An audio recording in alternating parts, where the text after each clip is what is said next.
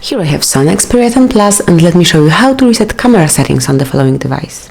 So at the very beginning you have to open the camera app, so it's this icon, then go to the settings and scroll down to the very bottom of the list, and finally reset settings, pick reset settings. And here you have to confirm it, just tap on OK, and because this operation cannot be undone, and all your settings will be reset. So if you are sure that you want to do it, just tap on OK. And that's it. Now you can set up your camera settings from the scratch, from the beginning. So that's it. Thank you for watching. Please subscribe our channel and leave the thumbs up.